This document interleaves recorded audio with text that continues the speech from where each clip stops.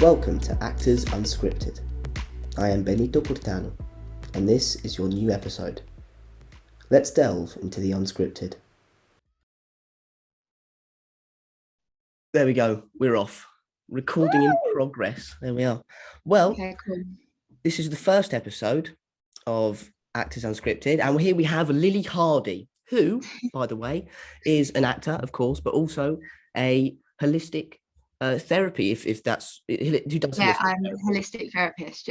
Yeah, and you've been to quite a few drama schools, Guildhall to be one of them, which is definitely one of definitely. Artsed to be the other one. Artsed as well. That's the other one. You know, Great minds think alike. Very good.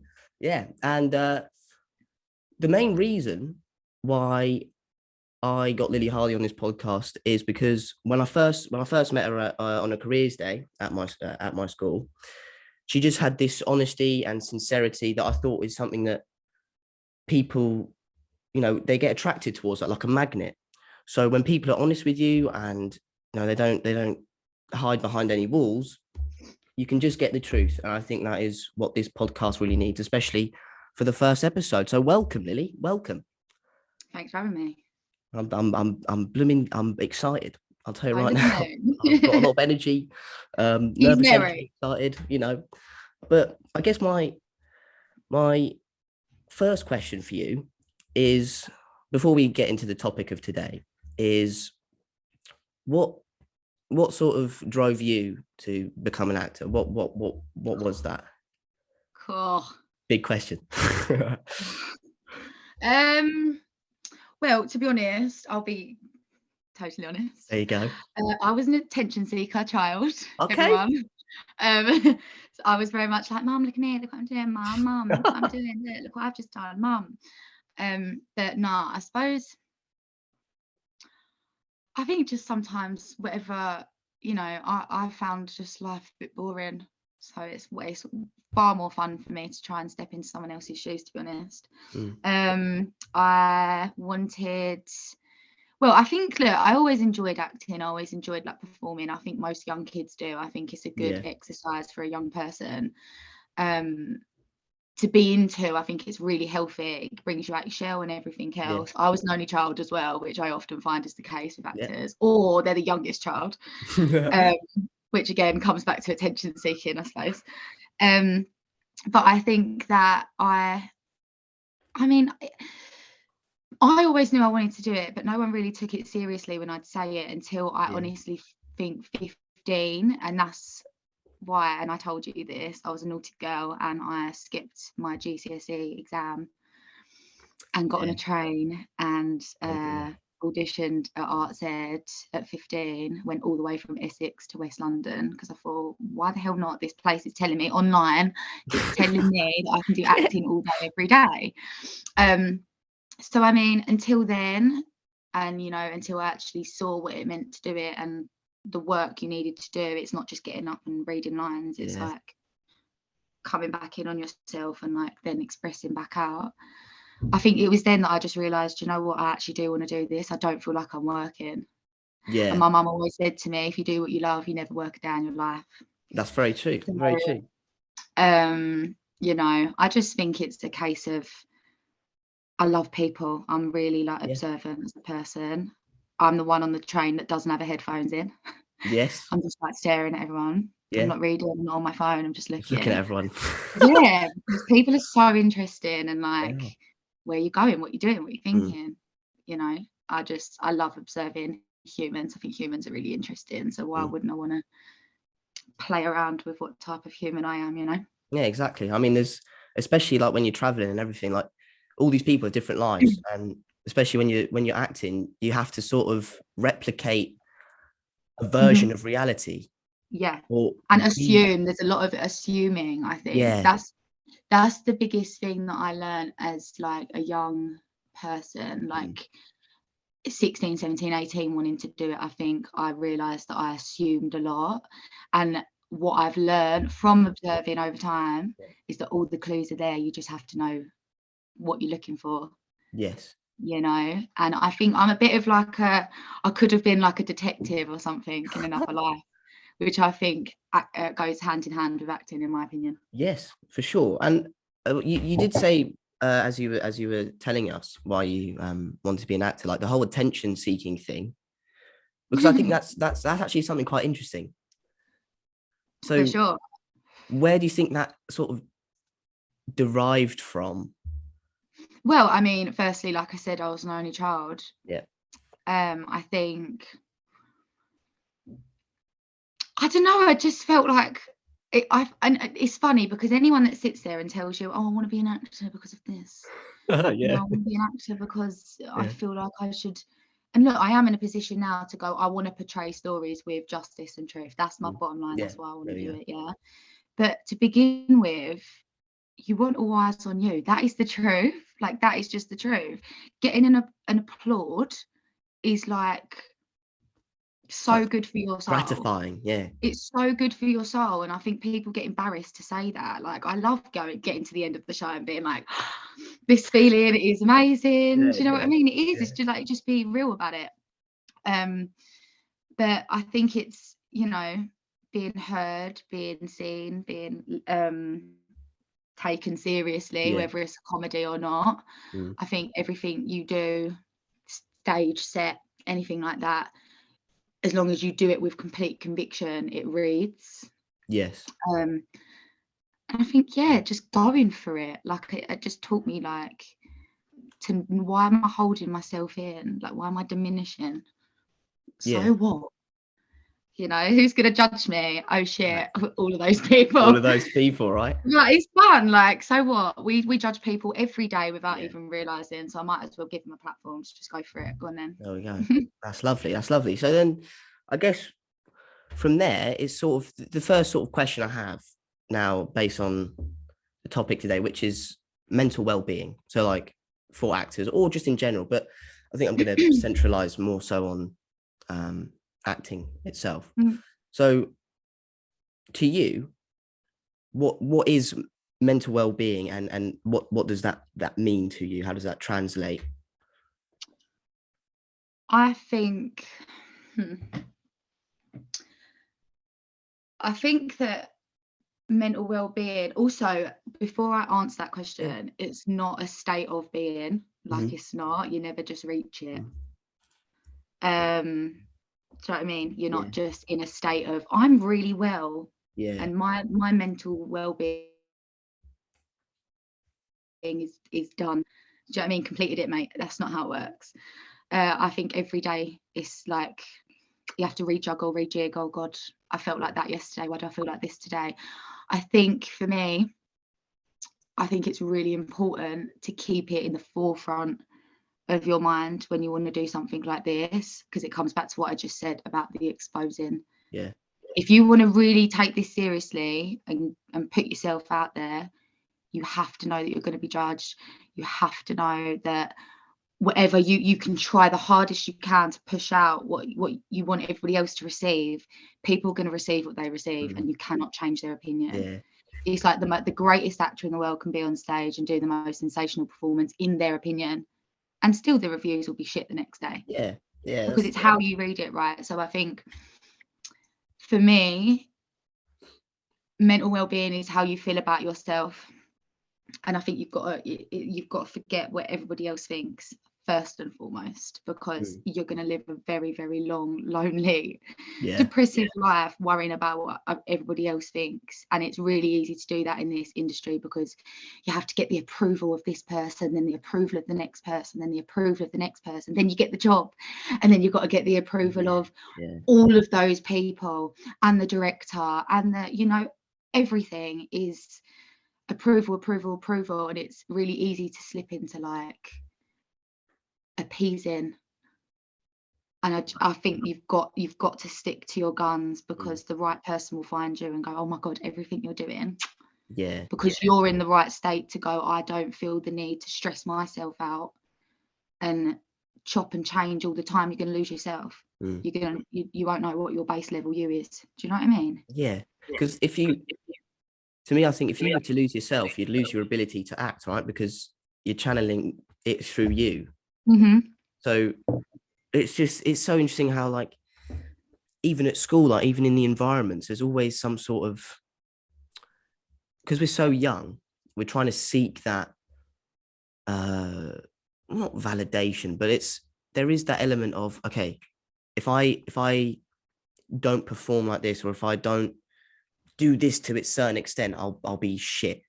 I think that's something that, you know, a lot of young people, I think, need to just start coming out of, because I also think this idea of like failure, mm, like people are terrified of it, but yeah, like I say this to my friends as well, like you have to do something wrong in order to get it right. That is just the bottom line. exactly. No one gets everything right for the Yeah. first time. I think that also is why I love observing people. I love the rehearsal process. I love sitting there and watching people do their interpretation of it, because I will just sit there and go, Yeah. didn't like that. Yeah.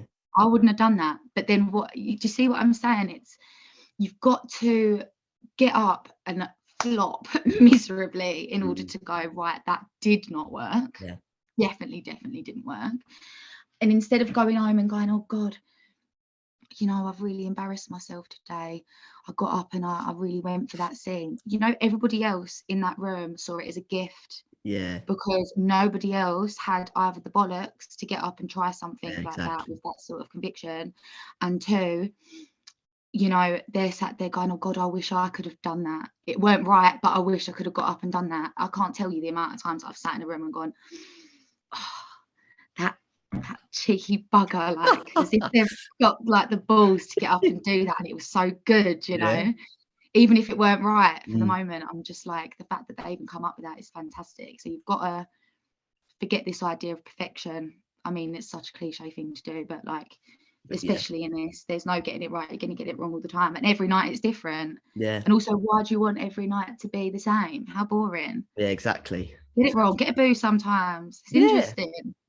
Change it up. Like, I think that's also like the great thing about going to a school that focuses, you know, about acting, is that it gives you that opportunity to mess up, to really fail. Because when you do that, like you said, you do just learn more, and you give everyone else the opportunity to go, oh, okay, so that didn't go as planned. So if I was to do something similar, and blah blah blah blah blah. Exactly. And I think that's such a valuable thing to have in it, like in your mindset, you know, not being worried. For sure. I think as well, when you're young, and look, I've told you this, Arts Ed was the best 2 years of my life. Like, I absolutely loved it. And I think it was because I just didn't care, in a healthy way. Like, I was just like, whatever, let's get up and do it. I think coming back to like mental well-being, it's important to remember, as much as these people are obviously your friends and you're so lucky to make all these amazing friends, you all love the same thing, they're also your players. Like, steal from each other, steal it. Like, if that's good, Ideas. do it. I'm gonna do that then. Yeah. You know, like, steal from each other. And like, I think it's hard when you're 16, 17, 18, and this is not me being, this is just me with hindsight. It's a beautiful thing. Yeah. Sure. So I just think that at that age, you're so concerned with a lot of other things, how you look, you know, what you sound, what I sound like, and all these other things, and going, oh God, maybe I should be like the rest of them. No. If you catch yourself being yourself early on, just makes it so much easier going forward. Because like, good words. Appeasing is dreadfully painful, but easy to slip into, really easy. For sure, I totally agree with that. I think, yeah, especially like you said, when you're an only child, there is that sort of thing of, I need to appease. Are you an only child? Yeah, I am. Yeah. I'd never have guessed. I'd never have guessed. Oh, I'd never have guessed. Yeah. Yeah. So like, it is a thing. It's a thing. It has to be, you know, talked about to remove it. So I think it's what you said is very, very intellectual, very good. Now my second question would be, I mean, it's sort of similar, but it's more so, how important do you think it is to protect your mental well-being, and especially in a job like ours?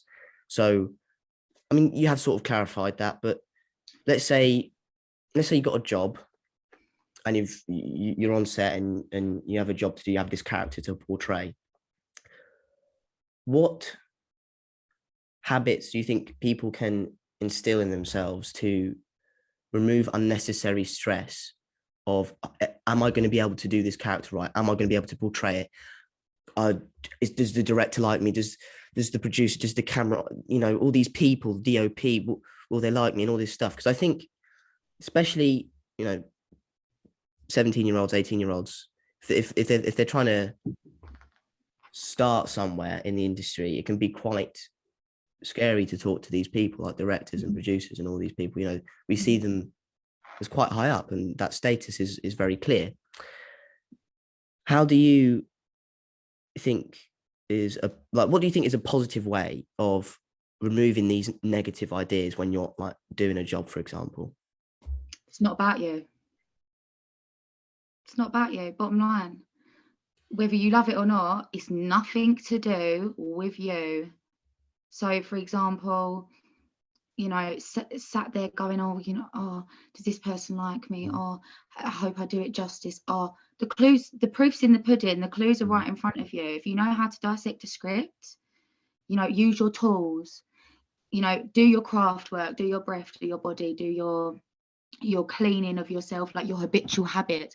If you know how to clean yourself before walking into rehearsal room with your habitual habits, and take it cleanly, read cleanly. Learning how to read cleanly is really, really hard. Yeah. I'm very much I love English. I love literature. So I think for me, I always just look at the physical thing in front of me. Take it out of yourself. Take it out of yourself. Nothing to do with me. If you get yourself into a mindset where you're doing it for the right reasons and you've grown out of that idea of, oh, I'm doing it for the applaud, which we are doing, that's fine. But if you take it out of that and go, I actually want to do this story justice for this person, this writer who needed to get this out onto paper, who needed this expressed, it's like helping a friend, right? No one likes that friend when you go up to them and you say, oh God, I feel so shit. And they go, oh my God, you know what? Me too. I feel shitter. Like, it's boring. Yeah. Make it about the other person, heal the other person. I see it as, and that's probably why I do my job and stuff like that. I find it rewarding, It's put it outside of you. Look at the space as if it's a clean space. You're not you in that room. Yeah. You're working. Yeah, you're playing. It's a playground. Go into your childlike state, but with a mature head of, it's not me.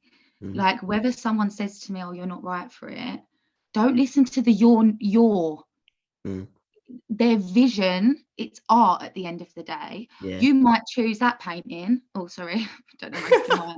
You might choose that painting, and I might go, well, for me in my room, I'm not feeling that painting. Do you see what I'm saying? It's nothing to do with how beautiful that painting might be. It's gorgeous, but not in my room. Yeah. Like, you have to just not be so inward. And it's hard. It's really difficult to do, because then you stand up and you get notes and they go, I think that you're being you're. And it's just words. It's just it's how we communicate, right? You have to detach the me from the doing.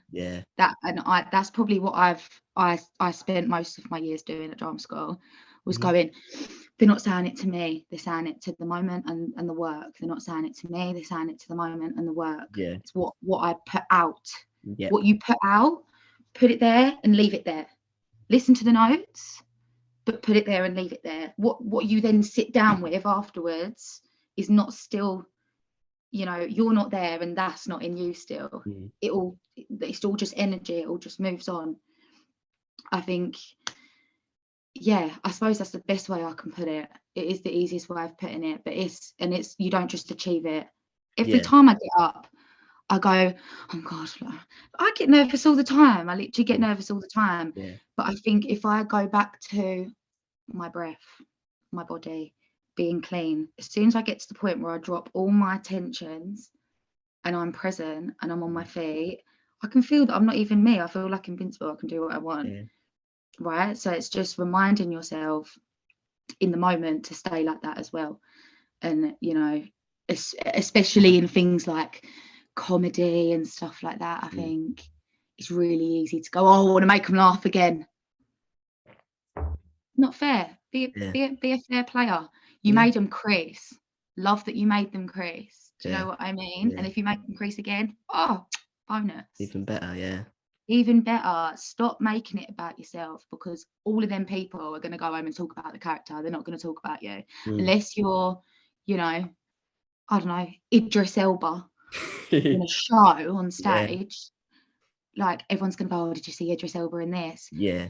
Take joy in the fact that no one knows you yet. That is a good thing, actually. That is a very no good one thing. knows you. Like, what a gift. Like, you can do what you want. No one knows you. No one's going, oh God, did you see that Lily Hardy in that? Oh yeah, God, Jesus Christ. You know, Lily Hardy, like this. You know, no one knows me. Gorgeous. What a lovely position to still be in. It's frustrating, but I think you've got to find the happiness in that. Yeah, sure. most definitely. I think having that the ability to do art and not have the whole, like, whatever stardom is, but that's like something for a different topic, but having that whole attention, it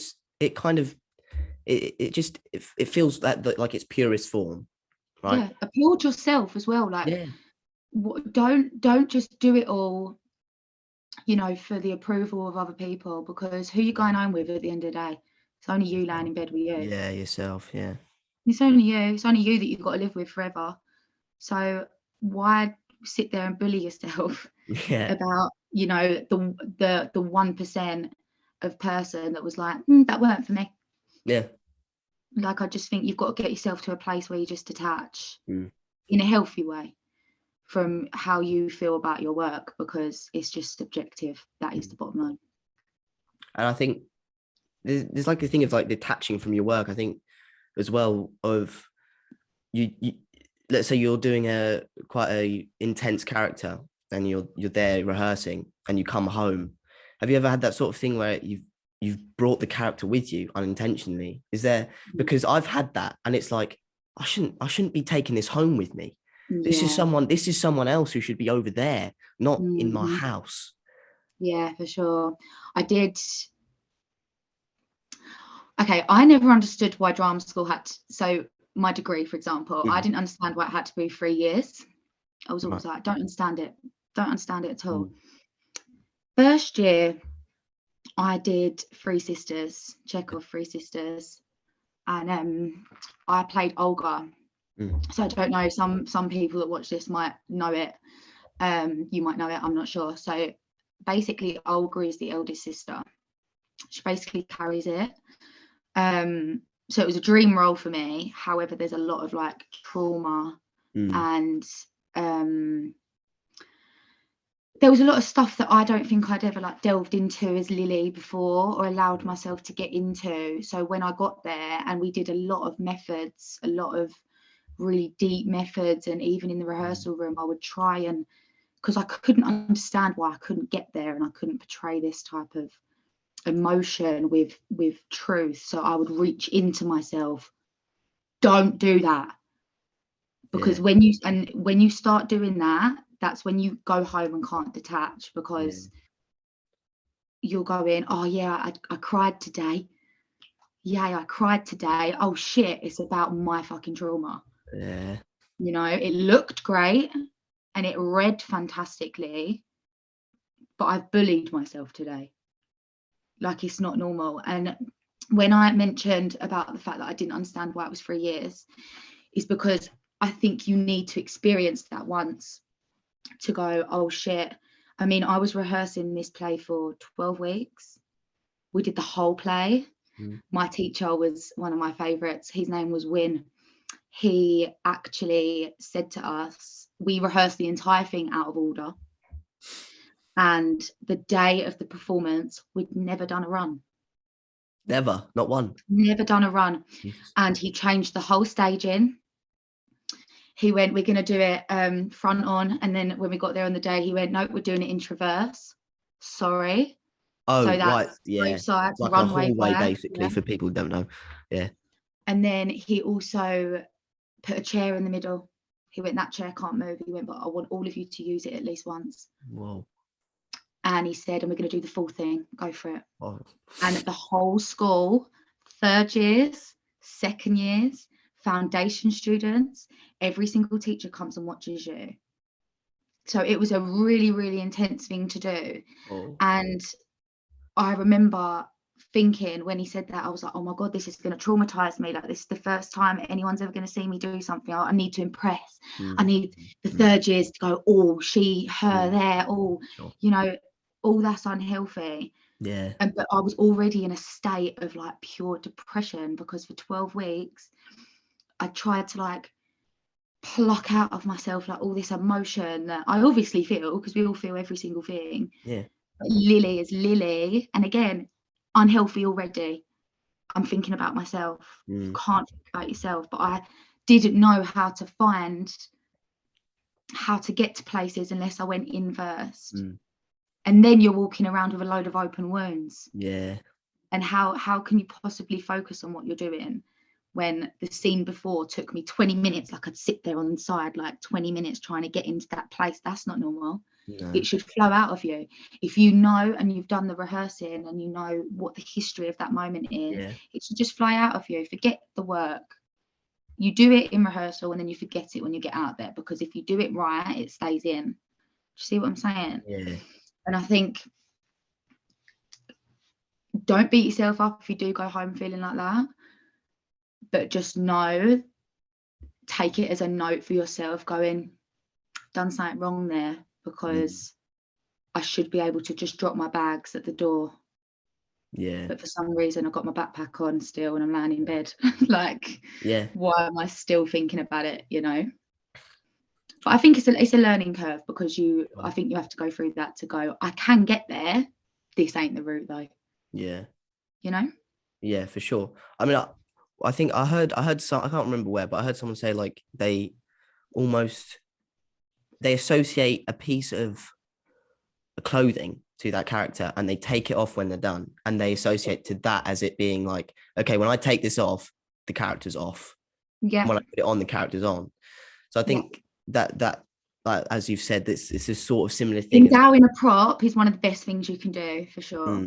Like a set of keys, even just having keys in your pocket, feeling them, the jingle of them, you know, doing a scene and having your hand in your pocket and feeling each of your keys and individually endowing them, being like, that's the garage, that's the front door, that's the back door, that's my nan's. You know, for example, when I did Olga in the Three Sisters, I had my dad's alcohol cupboard key, and my brother was an alcoholic at this point, but my dad had passed away. That's how it opens. She does a really, really long speech about how her dad's passed away. And the whole time, every time I needed to think about my dad, you touch that key. And then all the resentment from my brother would come in, because it's like, you're the man of the house. Why are you doing it? You know, and it's, as long as you put the history into something else and you do it healthily, it comes out. You don't need to traumatize yourself. Yeah, no. You actually don't, because it's really awful. And then you go, oh yay, like I'm such an artist. No, you're not. You're not an artist at all. You're actually just an attention plonker. You're a plonker, absolutely. Realistically. So endowing a prop or a piece of clothing or music, or an object in the room, set is really helpful. Yeah. Set is massively helpful. Like the piano, for example. Every time I looked at that piano, I imagined all of us sat on top of it and my dad playing it. You know, things like that. And also, even like, I'm not really an artist in that way, but drawing a picture of the person that maybe, for example, I'm going to use the Three Sisters example, but not think about my dad dead, sat, you know, like at the piano, but imagining what my dad would have looked like. Look at your other players, who's playing your siblings. Imagine, you know, what do we all have in common?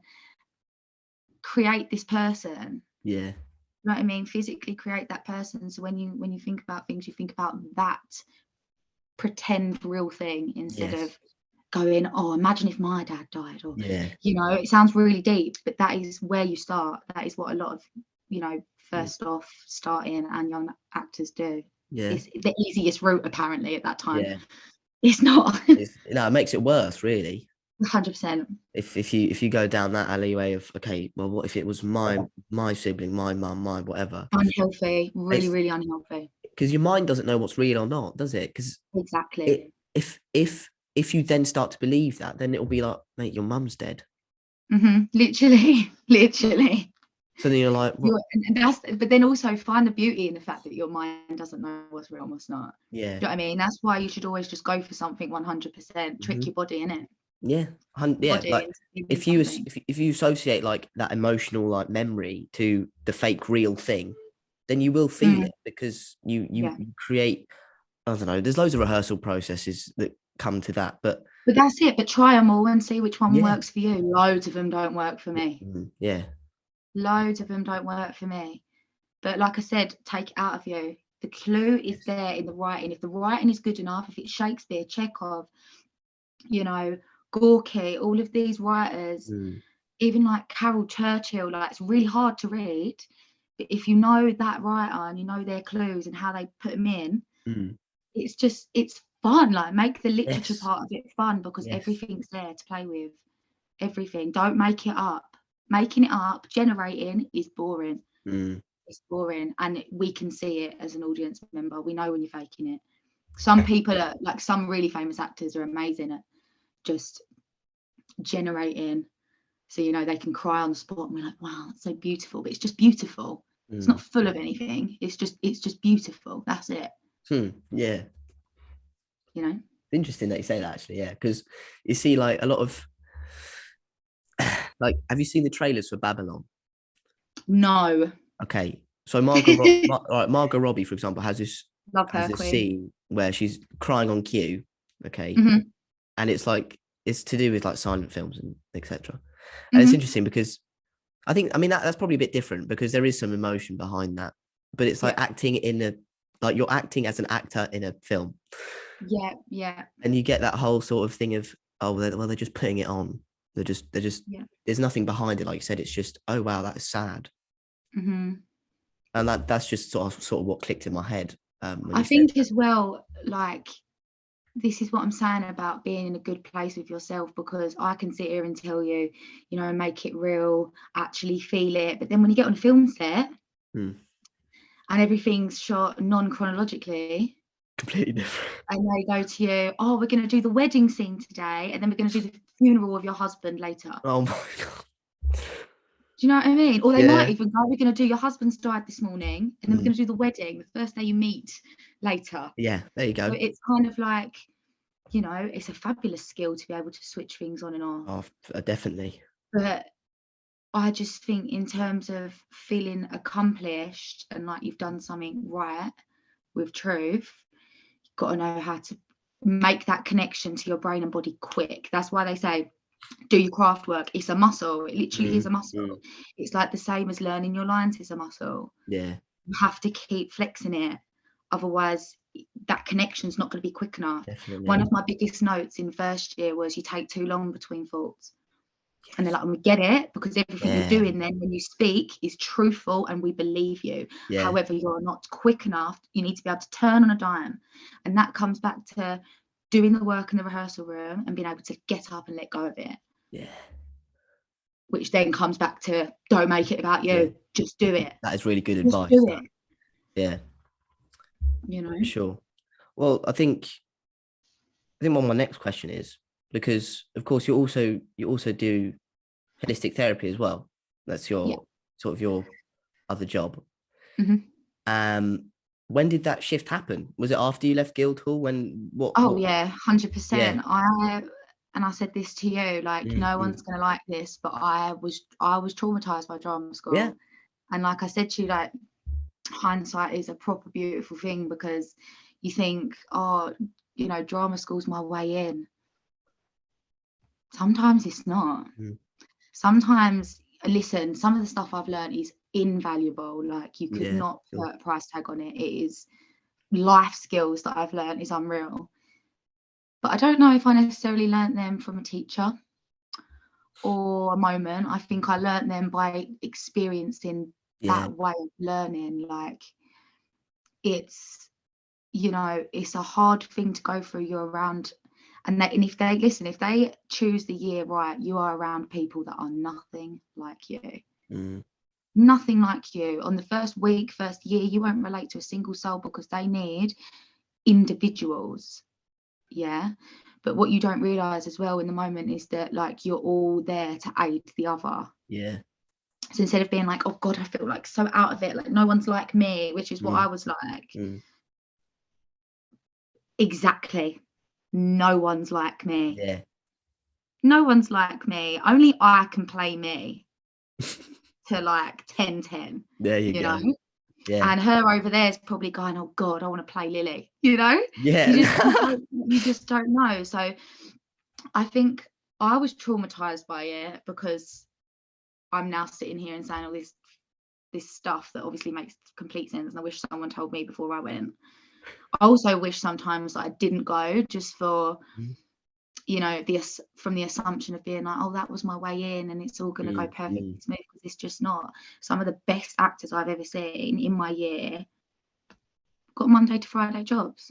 Yeah. It's just what happens, and it's all about right place, right time, same old shit that everyone comes out with. It sounds cliche, but it is just the truth. So I think for me, I wanted to do something. Well, I needed a job for a start, but I think I just wanted to do something that takes it out of me again. Nothing to do with me. It's about this person in front of me.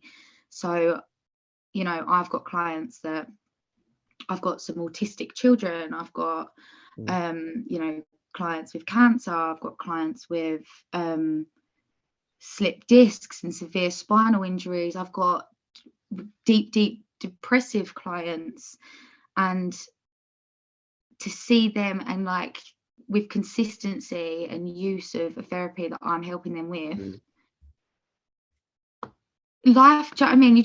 You want to be rewarded. And I think as you get older, you just realize what's actually rewarding is like not being for yourself. You just got to be for another person. Right. And being around people that want to better themselves, want to heal, want to be better. I think sitting there and going, oh God, you know, I've got an agent, but it's just not working for me. Oh my God, I've spent all that money and all that time and all those years, and now I'm traumatized, unhealthy. Keep it stepping, because I know it's going to happen. Yeah. And that's going to happen. I might be 38, might be 42, might be 61, but it's going to happen. Like, and if you know, you know. So don't stress yourself out about, you know, going, oh, I'm an actor, I want to be an actor. Go and get a job. It don't mean that you're giving up. As long as you're reading and you're writing and you're communicating, you network well. Networking is massive. Like, don't lose connections with people, even at college. Yeah, no. At college, Art said specifically as well, there was a lot of my friends that had parents in the industry, and, you know, aunties and uncles and everything else in the industry. And I'm like, and it's not using each other, but also like, you, like I said, use each other, because what happens when you and your 4 other friends are like, oh God, I wish I was in a film, I wish I was in, make one make one then. Definitely make one. All do one, you're all in one then. Yeah, exactly. You know? And then you've also got material to then take forward and go, look, I'm not just sat on my ass waiting for this to happen. Have a look at that. What do you reckon? Yeah, bosh, there you go. You know, just make note of everyone's skills, because and then make a note of yours at the end of the day. Don't worry about what you're doing, just push it out. I've just learned in life that you need to just forget about yourself. That's the best advice I could probably give in general, because it's never about you, it's always about the other person. Whether it's a negative opinion, a positive thing, whether they're trying to get better, whether they're, you know, coming down on you, like, it's always about that person there. It's nothing to do with you. You might be a scapegoat, you might be a punch bag, you might be the best thing that's ever walked into their life. Your problem. Your problem. I'm never the problem. It's probably an unhealthy thing to do. No, obviously not to that extent, but yeah, I mean, I know what you're saying. It's like, Pick and choose, you know. yeah, exactly. And I think it's a very important thing to have that, because it's more about just not caring about what other people's opinions are, right? It's not, because that's doesn't really And help. knowing when you should Mm, is important. But I think that comes with like age and time, mm, is knowing when to actually go, oh, it's actually that really hurt, but yeah, also, God, that made a lot of sense. This yeah, person's proper read into me and they've actually got that spot on, yeah, you know. But just don't make it deep. You'll know when it's deep because we're emotional beings. You'll literally feel it. yeah. Most Let it definitely. go, water off a duck's back, or let it sink, and you Let's will see. know which ones to choose to let in. Do you know what I mean? That's really good. It's really good advice, I think. And I know it's a bit off topic, but I just thought, um, you recently, can we talk about this, the film? Well, yeah, I'll tell you what I won't be able to say or talk about, but yeah.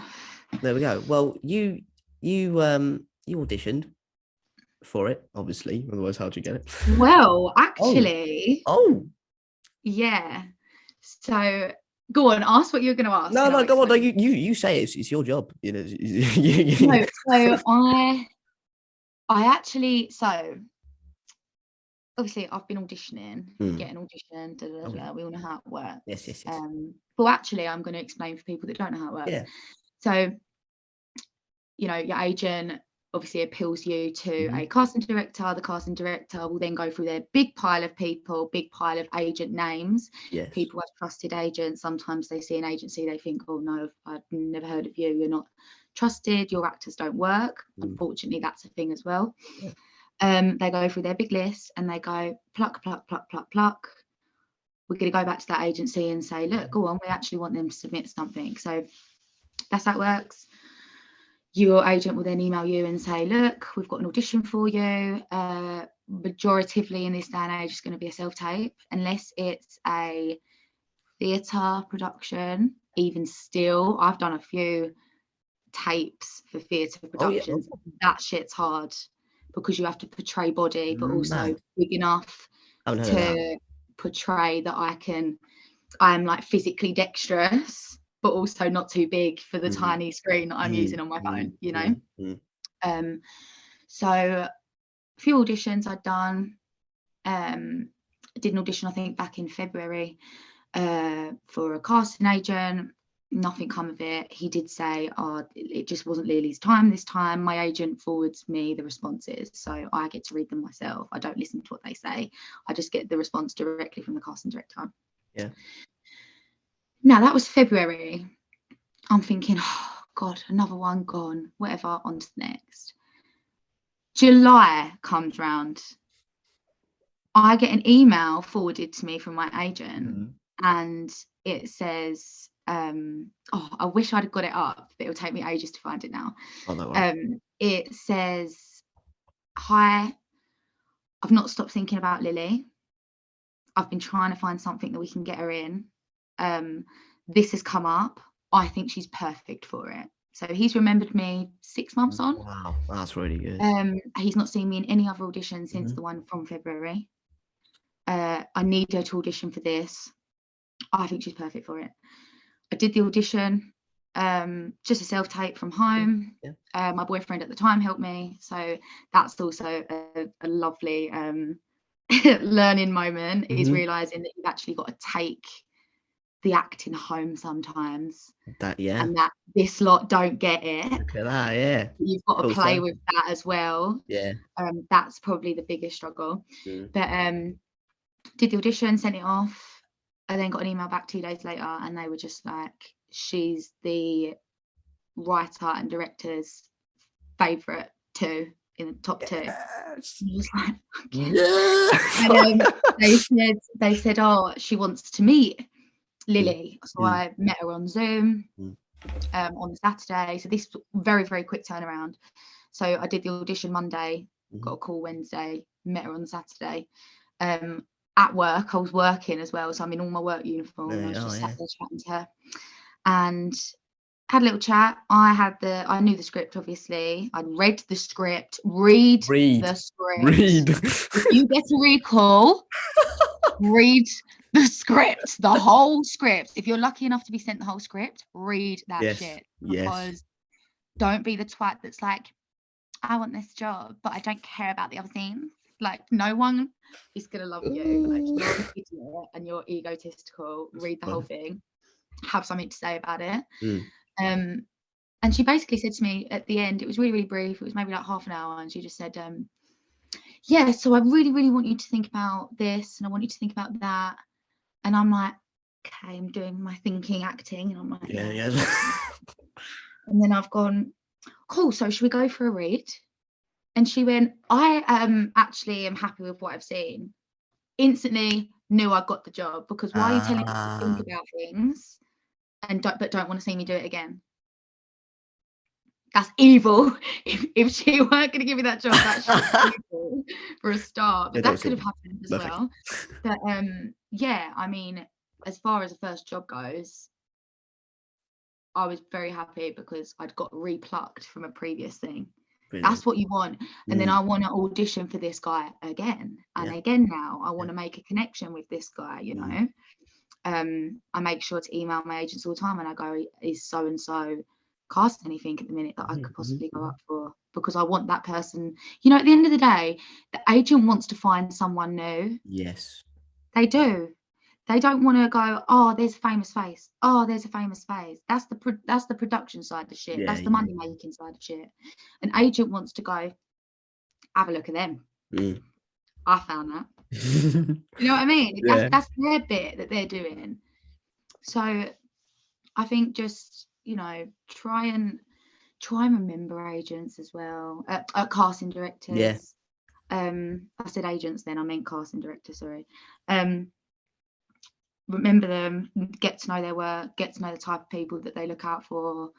It is research. Everything is research and remembering, unfortunately. Like, it's long, but if you really, really want to do it, got to be clued up on everyone, every face, every job, every opportunity.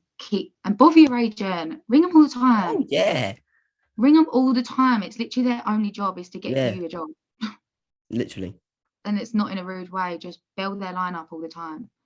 But I think remembering and making everything really personal is probably the best thing. And obviously being polite about it as well. You know, you don't just call them up and random. You just be like, boy, listen now. Here's my audition. It's my job. No, it's you know, just being like, look, is there anything in the pipeline this week that I could potentially be looking forward to? It's been a couple of weeks. I'm ready to get on my feet. You know, things like that. But yeah, did the job, fabulous. Literally got the job on the Monday, filmed it the following Monday. That is very cool. Fun. Very, very fun. I did, a cool scene with an actor in The Crown that I very, very much appreciate. Hey. So yeah, I felt very, very lucky, and it was just him and I on the set the whole day. That's epic. So I really had him to myself. And I wish I'd taken more of an opportunity to ask him more questions, but also I didn't tell him it was my first job. I didn't tell anyone it was my first job, because I also wanted to challenge, like, what have I actually learned at drama school? Don't need to say.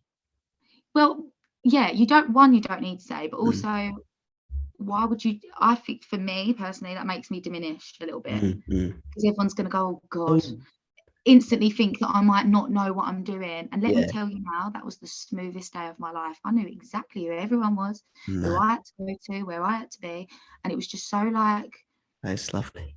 It was spot on. I just thought, do you know what? I actually have taken something in. Wow, I've actually learned something. So it was fun. I'm happy. On to the next. That's really good. Sees it and says, who's she? So, there we are. That is absolutely lovely. Well, I think that calls it. We're at the stop now, but I'm so grateful, Lily, that you've come to do this first episode. I'm actually so very grateful. I hope you enjoyed it. Loved it. And I had. Next time you have to tell me what the theme is so I can put a hat on. Oh yeah, sorry. Yeah, I haven't actually mentioned. I got a Christmas hat. Merry Christmas. I just spontaneously sort of put it on my head, but yeah. No, it's giving sleigh. It's giving sleigh. There we are. Some people will get that. There we go. They will. But yes. But yeah, no, it's been fun. Thanks for having me. Thank you for coming on. There we are. Have you Gosh. you want? Blooming lovely. How do I? Oh, yes. So, future Benito here. I abrupted that. It was a very quick end. I must apologise. But what I should have said was thank you guys so much for watching. It means a lot. And honestly, I'm just very happy that I was able to do my first episode. And Lily was a great guest too. So that was amazing. And please like, comment, and subscribe. It helps the channel out a lot. And please, if you have any questions, any improvements as well, please comment. It'll be absolutely amazing if you did that. And even if you want to be a part of the podcast, be a guest, you could easily just send me an email or DM me on Instagram. I'll put my contacts in the link below, in the description below. You can tell it's the first time I'm doing this. But yeah, I hope you guys enjoyed that episode. Merry Christmas and have a banging new year. All right. I shall catch you later.